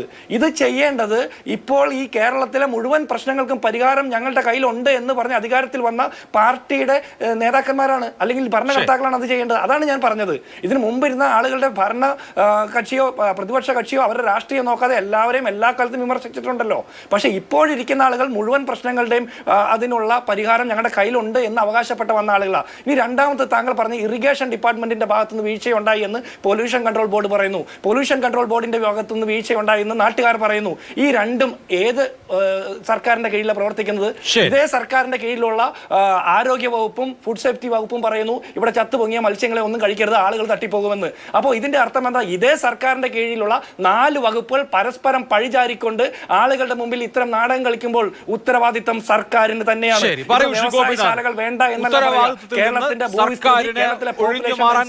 ഇതെല്ലാം പരിശോധിച്ചുകൊണ്ട് കോസ്റ്റ് ബെനിഫിറ്റ് അനാലിസിസിലൂടെ തന്നെ വേണം ഇത്തരം കാര്യങ്ങൾ നയം സ്വീകരിക്കാൻ. അദ്ദേഹം പറയുന്നത് പോലെ മുൻകാല പ്രാബല്യത്തോടുകൂടി പഴയ കോൺഗ്രസ് സർക്കാർ ഈ മത്സ്യക്കുരുതിക്ക് സമാധാനം പറയട്ടെ എന്നോ കേരള ഗവൺമെൻറ് മാറി എന്നിട്ട് കേന്ദ്ര ഗവൺമെൻറ് മറുപടി പറയട്ടെ എന്നൊന്നും ഞാൻ പറഞ്ഞില്ല. സ്റ്റേറ്റ് ഗവൺമെൻറ് തന്നെയാണ് ഈ കാര്യത്തിൽ എല്ലാത്തിൻ്റെയും ഓവറോൾ അതോറിറ്റി. അതുകൊണ്ട് ഈ കാര്യത്തിൽ സ്റ്റേറ്റ് ഗവൺമെൻറ് ഉത്തരവാദിത്വമുണ്ട്. ഉണ്ടായ മത്സ്യക്കുരുതിയിൽ നാട്ടുകാർ സംശയിക്കുന്ന പൊല്യൂഷൻ കൺട്രോൾ ബോർഡിനെ മാറ്റി നിർത്തിയിട്ടാണെങ്കിലും ഔട്ട്സൈഡ് ഏജൻസിയെ കൊണ്ടോ മറ്റൊരു വിദഗ്ധ സമിതിയെ കൊണ്ടോ ഇതിൻ്റെ അന്വേഷണം നടക്കണമെന്ന് തന്നെയാണ് എൻ്റെ അഭിപ്രായം. 1. 2, ഇവിടെ ഡിസോൾവ്ഡ് ഓക്സിജൻ്റെ അളവ് കുറയുന്നു എന്ന് പറഞ്ഞത് ഈ നിശ്ചിത കാലത്തേക്ക് ആ ബണ്ട് തുറക്കാതെ കെട്ടിക്കിടന്നതുകൊണ്ടും അതൊരു വ്യവസായ മേഖലയായതുകൊണ്ട് സ്വാഭാവികമായിട്ട് ഒരുപാട് ഡിസ്ചാർജ് വന്ന് അടിഞ്ഞുകൂടിയതുകൊണ്ടും അതിൻ്റെ സാധ്യത ഉണ്ട് എന്ന് പൊല്യൂഷൻ കൺട്രോൾ ബോർഡിൻ്റെ ഭാഗത്തു നിന്നും മറ്റു കേന്ദ്രങ്ങളിൽ നിന്നും പറഞ്ഞത് വച്ചിട്ടാണ്. അല്ലാതെ ഇത് പറയാനുള്ള ആധികാരികമായിട്ടുള്ള പിൻബലത്തോടുകൂടി ഞാൻ പറഞ്ഞതല്ല. അതടക്കം പരിശോധിക്കണം എന്നാണ് പറഞ്ഞത്. ഇതാണ് എനിക്ക് കാര്യത്തെ സംബന്ധിച്ച്. ശരി, എന്തായാലും ഇത് ഈ തരത്തിൽ രാസായുധം പ്രയോഗിച്ച് ഒരു ജനതയെ ഇല്ലാതാക്കുന്ന മട്ടിൽ, ഞാൻ അതിശയോക്തിപരമായി പറയുകയല്ല, ഏതാണ്ട് ഇതിൻ്റെയൊക്കെ ഇഫക്റ്റ് അതാണ്. അത് ഒരു കാരണവശാലും ഇനി ഇവിടെ നടക്കാൻ പാടില്ല എന്ന ഒരു പ്രയോറിറ്റി അനുസരിച്ച് സർക്കാരും ഇക്കാര്യത്തിൽ നടപടികൾ സ്വീകരിച്ചാൽ കൊള്ളാം. എൻ്റെ എല്ലാ പാനലിസ്റ്റുകൾക്കും നന്ദി. സൂപ്പർ പ്രൈം ടൈം അവസാനിക്കുന്നു. നമസ്കാരം.